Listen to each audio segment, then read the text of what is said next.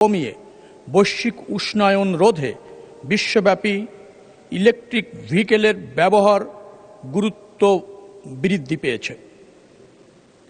এছাড়াও nationally determined contribution, সংক্ষেপে NDC Bangladesh পরিবহন খাত হতে 2030 সালের মধ্যে 3.4 মিলিয়ন টন কার্বন ডাই অক্সাইডের নিঃসরণ নিঃশর্তভাবে হ্রাস করার অঙ্গীকার করা হয়েছে। এই প্রেক্ষাপটে আগামী 2030 সালের মধ্যে বাংলাদেশের সড়ক পরিবহন খাতে ব্যবহৃত যানবাহনের ন্যূনতম 30% ইলেকট্রিক মোটরযান ক্যাটাগরিতে রূপান্তরিত করার লক্ষ্যমাত্রা নির্ধারণ করা হয়েছে।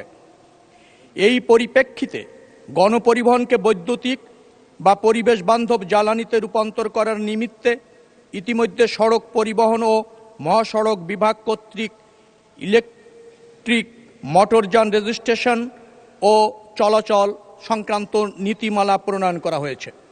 পাশাপাশি জ্বালানি তেলের ব্যবহার ও পরিবেশ দূষণ হ্রাসকল্পে পরিবেশ বান্ধব সম্পূর্ণ নতুন ইলেকট্রিক বাস নিবন্ধিত শিক্ষা প্রতিষ্ঠানের জন্য বিনা শুল্কে এবং অন্যান্য ক্ষেত্রে সর্বসাকুল্যে মাত্র 15% শুল্কে আমদানির প্রস্তাব অনুমোদন করা হয়েছে। মাননীয় স্পিকার, আমাকে 1 মিনিট যদি অ্যালাউ করেন, 3টে গুরুত্বপূর্ণ বিষয় কিন্তু আপনার একাত্ম বিধিতে যারা 2 মিনিটের করে বক্তব্য দিয়েছেন তারা বলেছেন। একটি হচ্ছে টোল মওকুফের বিষয়।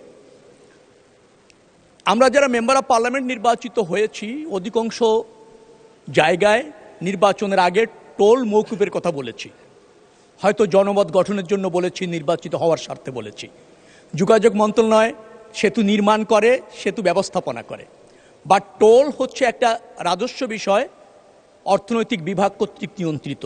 তো রাজস্ব যে কোনো সময়ে যোগাযোগ মন্ত্রণালয় আদায় রহিত করতে পারে না, অথবা কোনো মেম্বার অফ পার্লামেন্টও পারেন না। তাহলে তো এই পার্লামেন্টটাও চলবে না অর্থের অভাবে।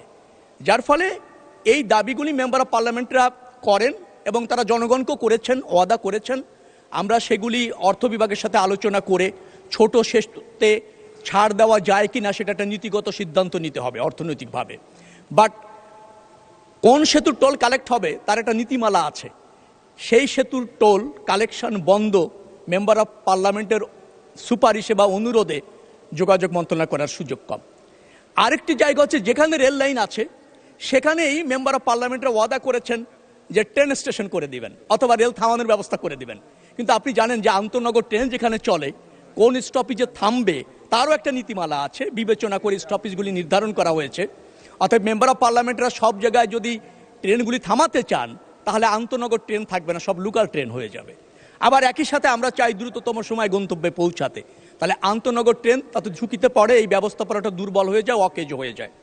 আরেকটি কথা বলে শেষ করছি, সমস্ত মেম্বার অফ পার্লামেন্টরা নির্বাচনের আগে অধিকাংশ জায়গায় বলার চেষ্টা করেছেন 4 লেন সড়ক করে দেবে।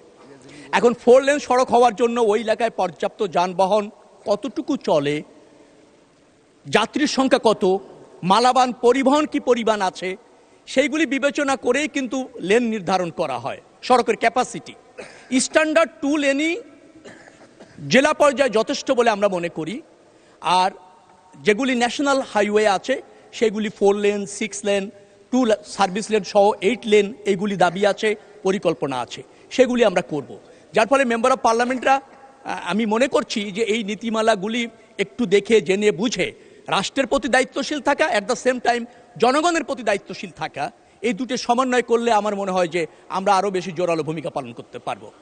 আর একটা দুর্নীতির কথা বলা হয়েছে, মেম্বার অফ পার্লামেন্ট বলেছেন আইটেম অনুসারে এবং স্পেসিফিক অনুসারে কাজ হচ্ছে কিনা আমি আজই তদন্ত করে দেখব, জানার চেষ্টা করব। আগামীকাল পার্লামেন্টের সুযোগ দিলে সে বিষয়ে প্রয়োজনীয় ব্যাখ্যা মেম্বার অফ পার্লামেন্টদেরকে দেওয়া হবে। দুর্নীতি আছে, অস্বীকার করছি না, কিন্তু এই দুর্নীতি রোধে আমাদের মন্ত্রণালয় থেকে যা যা করণীয়, এক্সিকিউটিভ ইঞ্জিনিয়াররা যারা আছেন, তত্ত্বাবধায়ক প্রকৌশলী যারা আছেন, জোনগুলি যারা প্রধান আছেন, বিশেষ করে অতিরিক্ত প্রধান প্রকৌশলী, তাদেরকে জবাবদিহিতার আওতায় আনা হচ্ছে এবং কাজের গুণগত মান নিশ্চিত করবার জন্য তাগাদা অব্যাহতভাবে দেওয়া হচ্ছে। ব্যত্যয় হলে নিশ্চয়ই প্রয়োজনীয় ব্যবস্থা গ্রহণ করা হবে। ধন্যবাদ মাননীয় স্পিকার।